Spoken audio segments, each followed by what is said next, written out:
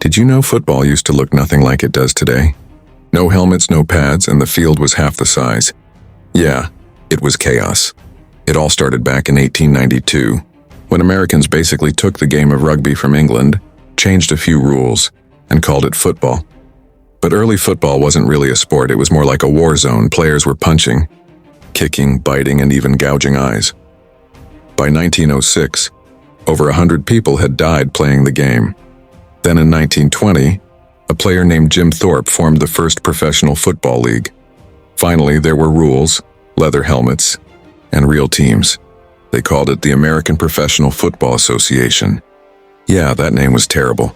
So 2 years later, they changed it to the NFL. But early NFL football wasn't great either. There were no Super Bowls, no official schedules, and players weren't even full-time athletes. Most of them were milkmen, coal miners, or factory workers. And with team names like the Columbus Panhandles and the Moline Universal Tractors, it's no wonder the league struggled to find fans. For decades, the NFL was barely surviving. Teams went bankrupt, and college football was way more popular. Then, in 1949, everything changed. The league started televising games, set real schedules, and introduced plastic helmets. Finally, football looked professional.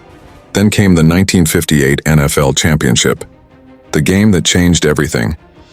Over 45 million people watched as the New York Giants faced the Baltimore Colts in the first ever sudden death overtime.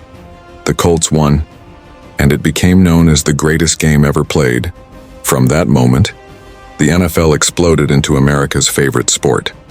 In the 1960s, a new league called the AFL tried to take them down. They stole players, TV contracts, and attention. But after years of fighting, both sides finally merged and became one league again, the modern NFL. By the 1970s, football ruled America. The Steelers became a dynasty, the Cowboys were called America's team, and the Dolphins had the only perfect season in NFL history. But controversy followed too, like the Immaculate Reception, a play still debated to this day.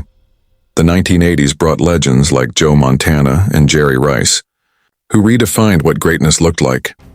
By the 1990s, the Super Bowl had become the biggest event on TV. Michael Jackson's halftime show changed entertainment forever, and football officially became part of American culture. Then came the 2000s, the era of money, fame, and Tom Brady.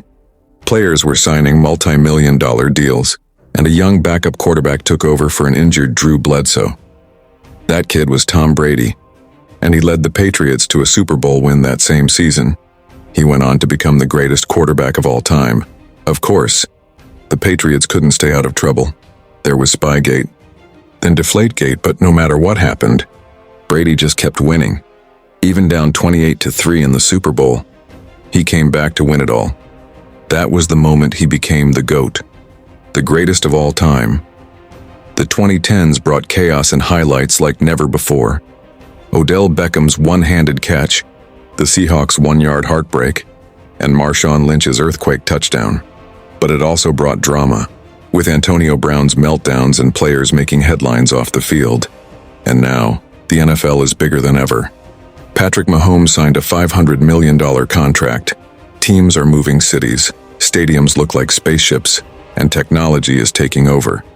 The league is even experimenting with artificial intelligence, predicting plays before they happen, tracking players in real time, and maybe one day, replacing referees with AI. From muddy fields with no helmets to billion-dollar stadiums powered by data and AI, the NFL didn't just evolve, it rewrote American culture. And the craziest part? This story isn't over yet, it's only the beginning.